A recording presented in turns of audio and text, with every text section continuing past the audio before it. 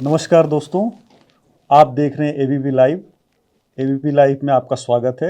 हमारे साथ आज बात करने के लिए हैं मध्य प्रदेश कांग्रेस के चर्चित नेता जीतू पटवारी जी। एबीपी लाइव में आपका स्वागत है जीतू जी। नमस्कार आपको और आपके दर्शकों को। और बिना किसी औपचारिक परिचय के हम सीधे टॉपिक पे आते हैं।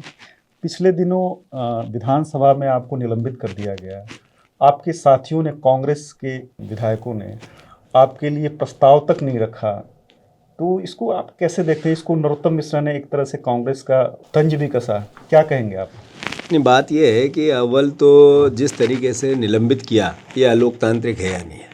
क्या एक चुने हुए जनप्रतिनिधि को इस तरीके से जिसने सवाल पूछा, ये कहा कि आपने प्रश्नों के उत्तर में कहा कि 2022 तक किसानों की आय दुगनी कर दूंगा। क्या कारण है कि इस सवाल का इतना डर लगा कि एक विधायक को आपने निलंबित कर दिया? सवाल तो भारतीय जनता पार्टी से बनता है, शिवराज जी से बनता है, बीजेपी से बनता है, नरोत्तम मिश्रा से बनता है कि क्यों निलंबन किया, निलंबन के कारण क्या थे। 4 लाख करोड़ रुपए का कर्जा किया मध्य प्रदेश के आम आदमी पे, 53,000 रुपया हर व्यक्ति पे, जो बच्चा पैदा होगा और जो बुजुर्ग मरेगा उस पे कर्जा है। और उस कर्जे का करते क्या हैं आप?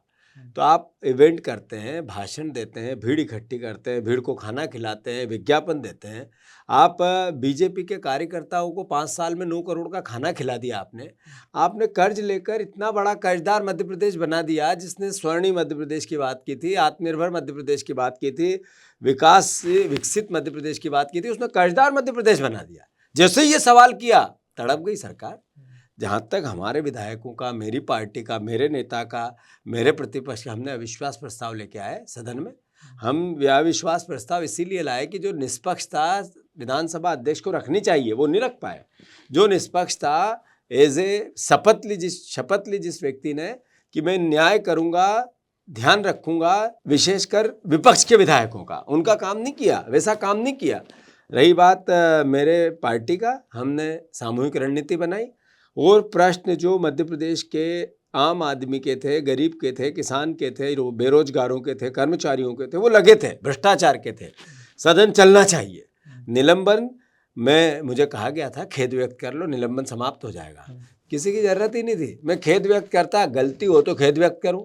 अगर मैंने ये कहा कि 3,000 रुपया गेहूं अनाज की कीमत होनी चाहिए, तो इसमें मेरी गलती क्या है?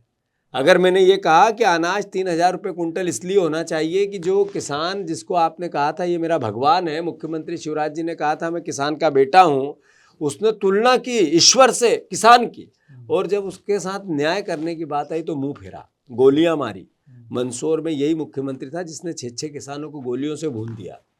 यही मुख्यमंत्री है जिनके राज्य में एनसीआरबी के आंकड़े ये बताते हैं कि लगातार किसानों की आत्महत्या यही होती है, सबसे ज़्यादा होती है, अद्भुत होती है, अकल्पनीय होती है।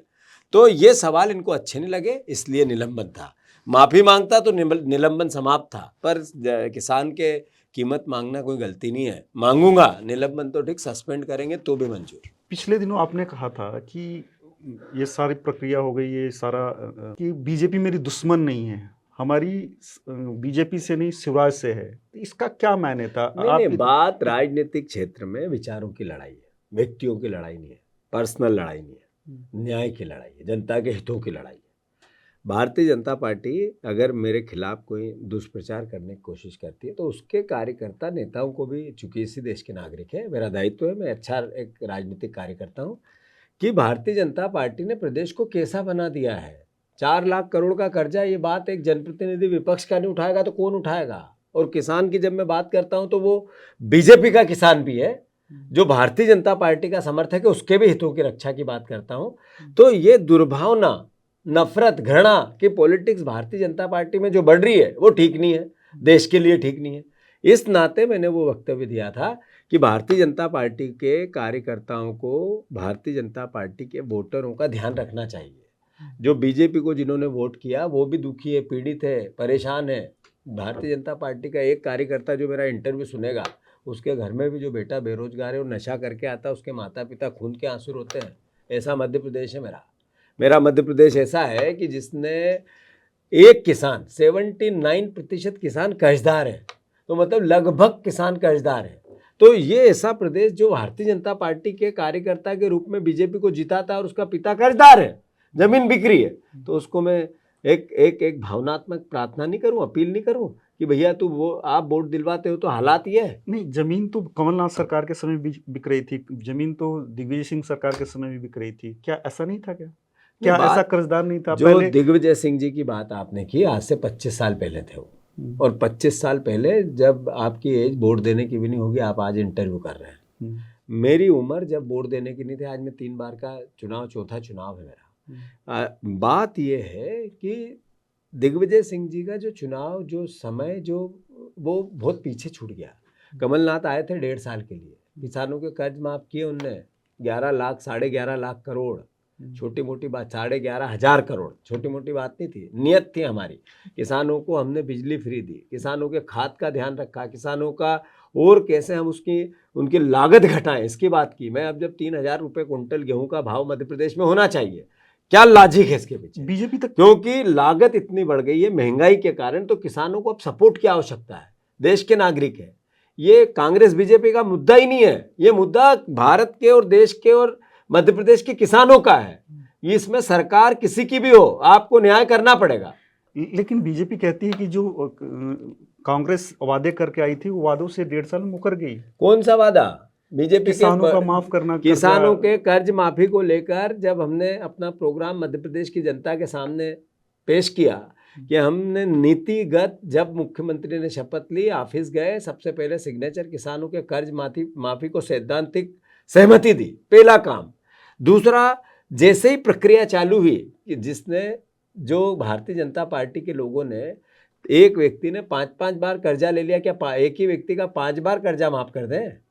जब उस प्रक्रिया को समझा, देखा, उसकी छटनी की, उसको स्मूथ बनाया, सरकार का पैसा कैसे बचे, बैंकों से बात की, बैंकों से कन्वर्सेशन किया कि जिसका 10,000 करोड़ रुपए का कर्जा था उसके 8,000 करोड़ रुपए करवाए, जिससे मध्य प्रदेश का पैसा बचे, मध्य प्रदेश का पैसा बचे। वो सारी प्रक्रिया कमलनाथ ही कर सकते थे।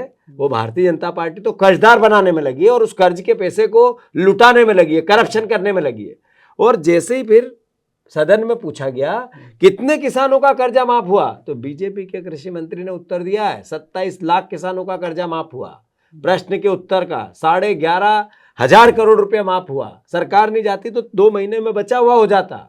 तो कहने का अर्थ ये, ओवरड्यू का सबका 2 लाख का हुआ, तो जो कहा वो किया। एक भी बात है, 600 रुपये पेंशन कांग्रेस नहीं तो की, 300 रुपये थी 20 साल से, जब शिवराज जी बैठे थे। हम ही ने तो थे, कांग्रेस पार्टी तो थी जिन्होंने 100 रुपया 100 यूनिट बिजली कर दी, किसानों को सस्ती आधे दाम में बिजली कर दी। हम ही थे जिन्होंने एक भरोसा मध्य प्रदेश की जनता का कायम हो देश पे, देश की जनता का, उद्योगपतियों का कायम हो प्रदेश पे, इस तरह का वातावरण बना। आपने भी कहा कि सरकार चली गई, आपको सरकार जाने की कसक है क्या? कांग्रेस को कसक है क्या? क्यों नहीं होगी, क्यों नहीं होना चाहिए? सरकार जब जनता ने बना के दी, और जो विधायक, जो जनप्रतिनिधि जिन पे एक भरोसा होता है, मर्यादा का, आत्मा का, लोकतंत्र को बचाने का, क्या कारण है कि नरेंद्र मोदी जी ने, अमित शाह जी ने, भारतीय जनता पार्टी की देश की सरकार ने अद्भुत धन का उपयोग करके सरकार गिराई? ये दिखा नहीं, सर्वविदित है। आपको नहीं पता 50-50 करोड़ 50 खोखा क्यों चल रहा है देश में? नहीं तो 50 खोखा, आप समझते 50 खोखे में कितना पैसा आता है? ये जो स्टूडियो है अपना, ये 50-50 हजार की गड्डियों से पूरा भरा जाए और फिर भी बाहर रह जाएंगे। इतने पैसे एक एक विधायक को दिए इन लोगों ने। नहीं तो जो लोग छोड़ के गए उनको कहा गया है कि आप सड़क पे उतर जाइए, तो क्यों नहीं जाएंगे? नहीं, बात देखो, लोकतंत्र में सब बात मुझे अच्छी लगे ऐसी होगी, सब बात हर कार्यकर्ता को अच्छी लगे ऐसी होगी, सब बात बीजेपी के कार्यकर्ताओं को अच्छी लगी ऐसी होगी? संभव ही नहीं है। लोकतंत्र एक मर्यादित व्यवस्था है जिसमें सामूहिक निर्णयों के साथ चलना पड़ता है, पार्टी को भी, सरकार को भी और विचार को भी। हमारे अलग अलग व्यू हो सकते हैं, पर सामूहिक निर्णय जो होता है वो सामूहिक होता है, जो निर्णय हो गया वो सबका होता है। तो ये तो बहाना है, ये जो आपने मीडिया परसेप्शन बनाया ये नहीं है, असल में नोट है लोकतंत्र की हत्या का लाल। अच्छा, फिर जिनके लिए आप ये बात कर रहे हो कि उनको ये कहा, वही वापस उन्होंने कहा मैंने सेवा के लिए पार्टी सरकार गिराई है, मुझे पद से लालच नहीं है। बयान निकालो, मिलेंगे आपको। मैं नहीं चाहता कि मेरे परिवार की विरासत है, हम तो सिर्फ सेवा के लिए समर्पित है। उन्होंने पद लिया, सारे मंत्री बनाए वापस उनकी पार्टी के, जो वो भी आज सरकार में है।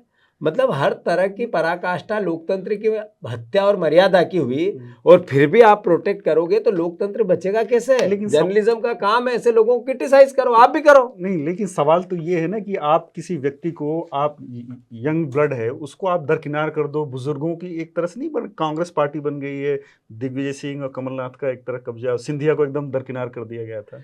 आप ये बताओ, हमारे माता पिता घर में होते हैं, बुजुर्ग हो जाते हैं, तो क्या हम उनको एक तरफ फेंक दें? उनके अनुभव, उनकी उम्र का अनुभव का लाभ, उसकी कीमत ही नहीं कुछ। जब माता पिता नहीं होते हैं किसी घर में, उसका एहसास उसी को होता है जिस घर में वो नहीं है। अरे जितना बड़ा राजनीतिक कद होता है, मोदी जी की उम्र क्या है? बुजुर्ग है ना, जो उम्र के हिसाब से 72 के आसपास है। तो फिर किस कैटेगरी में ले उनको? तो क्या फिर मोदी जी को कहें बुजुर्ग हो गए चलो हटो आप? ये कौन सी मोदी जी की जो नीति है कि आडवाणी जी के साथ उनका व्यवहार, जोशी जी के साथ उनका व्यवहार, बीजेपी ने जो बुजुर्ग नेताओं के साथ, कांग्रेस की नीति ऐसी नहीं। कांग्रेस की नीति ऐसी है कि परंपराएं हैं भारत के प्राचीन इतिहास की, हिंदू धर्म की, मैं जिस धर्म में पैदा हुआ बड़ा हुआ, कि हमारे बुजुर्गों के अनुभव का लाभ हमारी व्यवस्था को मिले, परिवार को मिले, देश को मिले। और जहाँ तक कमलनाथ की बात आप ये कहते हो, कमलनाथ ग्लोबल लीडर है, मोदी जी से ज़्यादा अनुभव है विश्व की राजनीति का उनको।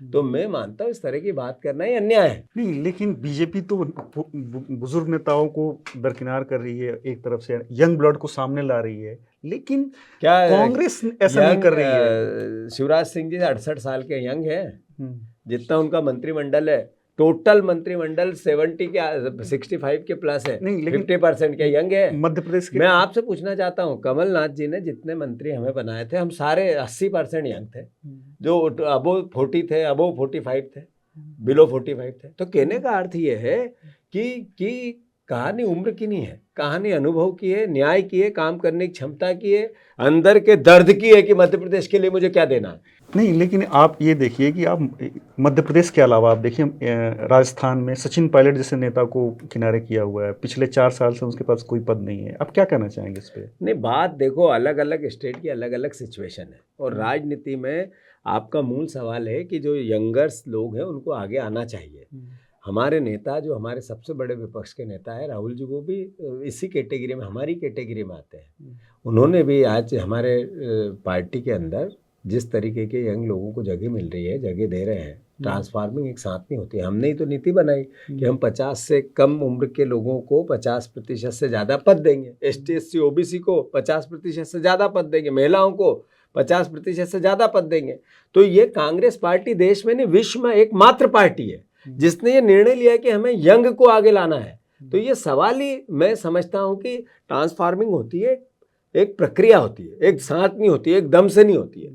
तो मैं मानता हूँ आपकी जो भावना है वही भावना कांग्रेस पार्टी की। बात जीतू पटवारी या सचिन पायलट या एक्स या जेड की नहीं है, बात है नीतिगत कि यंग्स को आगे आना चाहिए। हमारी पार्टी उस पर फॉर्मेट बना चुकी है, हमारा जो अधिवेशन हुआ उसमें बना चुकी है, फिर हमारा जो चिंतन शिविर हुआ उसमें बना चुकी, अल्टीमेटली उस पर निर्णय होंगे। नहीं, लेकिन ये लागू कब से शुरू हुआ? क्या 2023 के जो विधानसभा चुनाव होंगे, देखो सारी बातें देखने को मिलेंगे? सारी बातें टेलीविजन पे नहीं की जा सकती। सारी बातों के लिए पार्टी के फोरम होते हैं, और मैं मानता हूं कि आपको एक सैद्धांतिक बात पार्टी ने मीडिया और पब्लिक के लिए, देश के लिए कह चुके हैं। हम 50% इस कैटेगरी को ऐसे ऐसे निर्णय लेंगे, जब भी निर्णय होंगे आपको पता चलेंगे। 2018 के इलेक्शन में जीतू पटवारी बहुत कम वोट से जीते थे।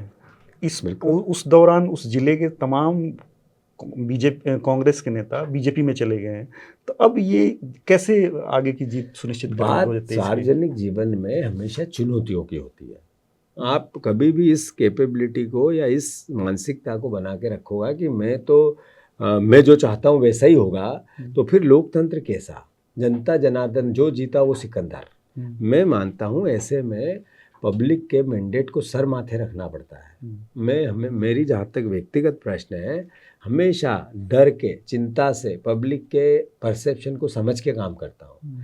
इससे पहले मैं अकेला 5 जिलों में विधायक था, उससे पहले वहाँ कभी कांग्रेस जीती ही नहीं थी, कई सालों से, कई चुनाव से। तो ये बात तो चुनौतीपूर्ण है। पार्टी का जो प्रोसेस है उसको, सैद्धांतिक विचारधारा को, देश बचाने की लड़ाई चल रही है। पार्टी के साथ साथ, विचार के साथ साथ देश कैसे बचे? आप ये बताओ, कभी आपने सुना लोकतंत्र में पिछले कई सालों में सार्वजनिक तौर पर कई ऐसे फैसले अदालतों से आए जिसकी देश को प्रतीक्षा थी, चर्चा थी उनकी, वो फैसले आए, देश ने एक्सेप्ट कर लिए, आत्मसात कर लिए, कहीं रिएक्शन नहीं आया।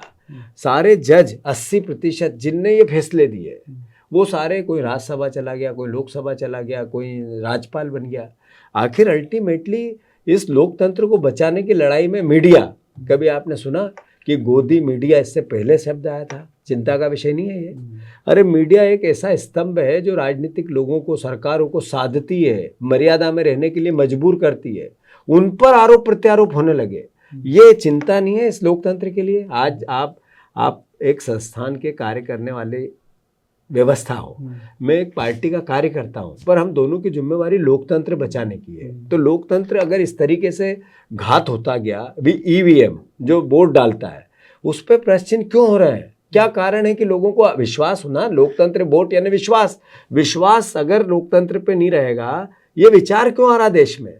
ये चिंता का विषय है। बात आपका जो सवाल था कि चुनाव जीतना और हारना, चुनाव जीतने से बड़ा लोकतंत्र बचाना। तो आपको क्या लगता है कि सिंधिया के जाने से कांग्रेस कमजोर हुई है मध्य प्रदेश में? मुझे ये लगता है कि कांग्रेस मजबूत हुई है मध्य प्रदेश में, और जो 2023 के रिजल्ट आएंगे वो दिखाएंगे। 150 सीट से ऊपर आकर कांग्रेस पार्टी स्थापित होगी, सरकार, मध्य प्रदेश की जनता की सरकार। ये चुनाव कांग्रेस और बीजेपी का है ही नहीं, ये दावा ये चुनाव बीजेपी और जनता का है। हम माध्यम है, साध्य है, हम तो लड़ रहे हैं, जनता लड़ रही है बीजेपी। क्यों वोट दे बीजेपी को लोग? आप ये बताओ। सबसे बड़े बेरोजगार हैं, ये दावा पिछले 6 साल से पीएससी नहीं हुई, जो राज्य सरकार की एग्जाम्स होती है उसमें कलंकित हो गया मध्य प्रदेश, व्यापम। आप ही लोगों ने बताया। लेकिन किसान सबसे ज्यादा कर्जदार हो गए, किसानों की सबसे ज्यादा आत्महत्या हो गई। क्यों वोट दे बीजेपी को लोग? ये आप मुझे कारण बताओ कि इस कारण से शिवराज जी को, बीजेपी को वोट मिलना चाहिए। एक व्यक्ति होता है जिसके पास जो योग्यता होती है 5 साल में पूरी हो जाती है, 10 साल में पूरी हो जाती है, 15 साल में पूरी हो जाती है, 20 साल में। अरे देख देख के थक गए लोग। अब शिवराज जी का चेहरे से उबन होने लगी है। आपको ये भारतीय जनता पार्टी को लोग हराना चाहते हैं, इसलिए हमारी सरकार बनने की और सिंधिया के जाने से फायदा होगा। शिवराज को हटाने के लिए क्या प्लान है आपके पास? नहीं, कांग्रेस के शिवराज क्या हटाने का हमारे पास प्लान नहीं है। लोकतंत्र में जनता की सरकार बनाने का हमारे पास प्लान है। लेकिन बीजेपी का तो दावा है कि लाडली योजना और तमाम स्कीम्स के जरिए वो फिर एक बार वहाँ पे सत्ता 20 साल में लाडली योजना क्यों याद नहीं आई उनको? ये बहना 20 साल से क्यों दुखी थी? मुख्यमंत्री यही थे ना। चुनाव में ही लाडली योजना क्यों याद आई? 1000 रुपये का लालच दे, स्वागत है, पर 20 साल से क्यों नहीं दिया? सवाल ये है कि चुनाव आते ही ये बातें याद आई। आप देना चाहते हो, 100 तरह के फॉर्म भरवा रहे हो। आप टंकी 100 रुपये की कर दो ना, 1150 की बहना ही तो चलाती है। गैस के जो सिलेंडर है 100 रुपये का कर दो। अगर आप बहना को देना चाहते हो, मूर्ख बनाना चाहते हो, गोली देना चाहते हो, बहनों के बात करके बहनों के जीजाओं को अन्याय और अत्याचार में जेल भेजना चाहते हो, इधर बहना को लाडली लक्ष्मी देंगे और बिजली के बिल में जीजा को जेल भेजेंगे। ये कैसा न्याय है भैया? गैस की टंकी में महंगाई के थप्पड़ मारेंगे, ये कैसा न्याय है? लेकिन उसी के तर्ज पे तो कमलनाथ जी ने भी ऐलान किया कि महिलाओं को हम 1500 रुपया देंगे। अरे ये पार्टी का प्रोग्राम है। मैंने आपके सवाल का दिया, मैंने स्वागत भी किया, लाडली बहनों को पैसे दे, पर 20 साल से क्यों नहीं दिया? कमलनाथ तो अभी जैसे ही आए 600 रुपये, 300 रुपये जो पेंशन थी 600 कर दी हमने। हमें ध्यान रहा हमारे प्रदेश की जनता का, नेडी लोगों का। क्या कारण है भाई कि शिवराज सिंह चौहान ने आपको देना है? मैं आपके माध्यम से शिवराज जी से अपील करना चाहता हूँ, आप बहना से प्यार करते हैं, जीजा भी आपका सत्कार करेगा। आप में अगर नियत ठीक है तो ये 10 तरह के फार्म बंद करो और 100 रुपये में गैस किट सिलेंडर दो, तो मान जाएंगे कि जीजा सही 60 काम करना चाहता है, अन्यथा मूर्ख बना के बहनों के वोट लेना चाहता है। तो आपका क्या कमलनाथ जी सरकार थी उस दौरान जो आप सरकार गिर रही थी, सरकार गिरने के बाद जिस तरह से जीतू पटवारी अटैकिंग वे में थे, अब अचानक नरम कैसे पड़ गए? ये भी मेरी बातों से आपको नरमाश दिखी क्या? ये इंटरव्यू जब जनता देखेगी तो ये नरम बातों का है। अरे मैं कोई मेरे दुश्मन थोड़ी है। मैंने जैसे पहले भी कहा, मैं व्यवस्था का व्यवहारिक दौर में विपक्ष का नेता हूँ, विपक्ष का कार्यकर्ता हूँ, तो मेरी बात कहता हूँ और मेरी बात सलीके से कहता हूँ, विनम्रता से कहता हूँ, हाथ जोड़ के कहता हूँ, पैर छू के कहता हूँ। आपके माध्यम से फिर कह रहा हूँ, शिवराज जी किसानों का 3,000 रुपये कुंटल अनाज का भाव करो आप। अगर आप नहीं करोगे, अगर करोगे तो जनता आपका सत्कार करेगी, किसान करेगा, नहीं करोगे तो आपका तिरस्कार करेंगे। मैं किसान भाइयों से भी अनुरोध करना चाहता हूँ, एबीपी के इस पावन मंच से आप एक सेल्फी बनाओ, शिवराज जी हमारे मुख्यमंत्री है, दुश्मन नहीं है, उनको कहो कि महंगाई बढ़ गई है, लागत बढ़ गई है, 3,000 रुपये कुंटल अनाज का भाव चाहिए, देना पड़ेगा, नहीं दोगे तो आपको हटाएंगे। वो गुड़गांव में आप गए थे, बेंगलोर गए थे, उसका थोड़ा सा कुछ वाकया बताइए ना। गुड़गांव का पुरानी बातें हो गई, जैसा फिल्मों में हम देखते हैं कि महिलाओं का छुड़ा के लाए थे आप। महिलाओं का फिल्मों में हम देखते हैं कि मैंने जैसा कहा कि 50 करोड़ रुपए की बात जनता के फोरम पे है, पब्लिक फोरम पे है, इसको तो कोई डिनाई नहीं कर सकता। आपने भी बताया, मानहानि हो सकता है, क्यों मेरे पे पब्लिक डोमेन में है, आपस मैं जब कह रहा हूँ पब्लिक डोमेन में है, बातचीत में है, टीवी पे है, कई हजारों आपने खुद ने खबरें बनवाई, एबीपी ने बनवाई, अलग अलग जगह से अलग अलग तरह की बातें आई, कहीं 20 करोड़, कहीं 35 करोड़, कहीं 50 करोड़।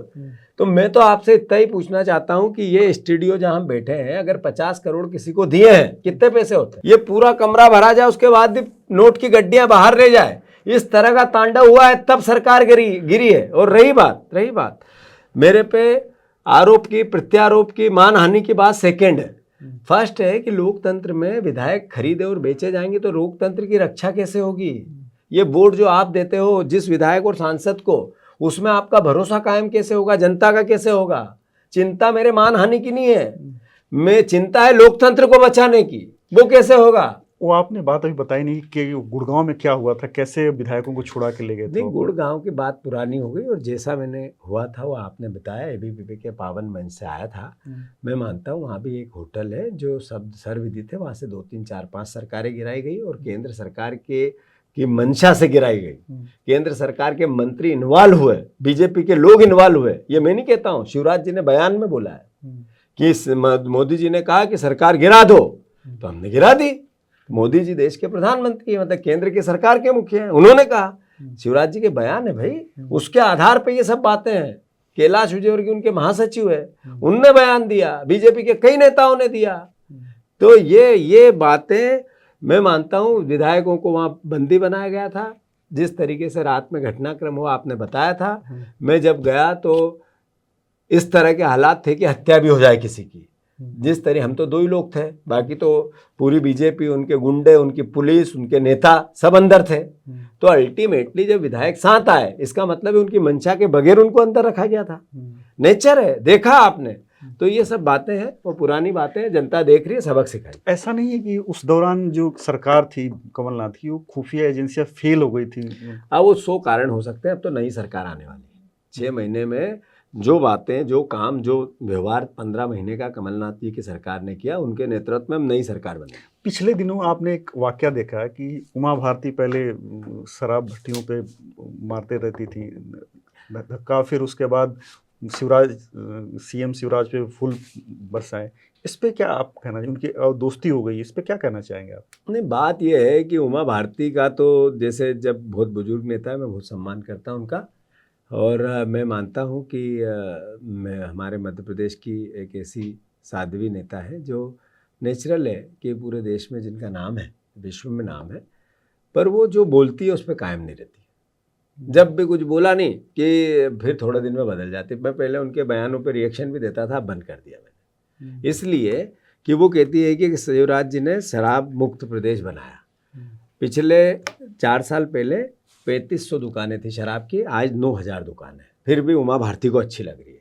तो मैं फिर उनका, मैं क्या कहूँ उनको, मेरे माता पिता की उम्र की है और साध्वी है, तो इसलिए मैं उनको पॉलिटिकल कोई स्टेटमेंट नहीं देना चाहता। पर सवाल है भाई, आपके 80% सबसे ज़्यादा रेवेन्यू इस साल मध्य प्रदेश में शराब को लेके आया, फिर कम कैसे हो गई? फिर शराब को लेके उनने हाथे बंद कर दिए, तो लोग रोड पे पी रहे हैं, बच्चे पी रहे हैं, गाड़ियों में पी रहे हैं, पी के टकरा रहे हैं, उसके बाद एक्सीडेंट बढ़े हैं, तो फिर फूल कैसे बरसाए जा रहे हैं? ये मतलब पब्लिक को मूर्ख बनाने वाली बात कि मैं ऐसा बोलूँगी, ये ऐसा करेगा, मैं ही फूल बरसाऊंगी और मैं ही शराब बिकवाऊंगा। भाई क्या हो रहा है? क्या मध्य प्रदेश के लोग मूर्ख हैं, समझते नहीं क्या इस बात को? जीतू पटवारी कमलनाथ से आखिरी बातचीत कब हुई थी?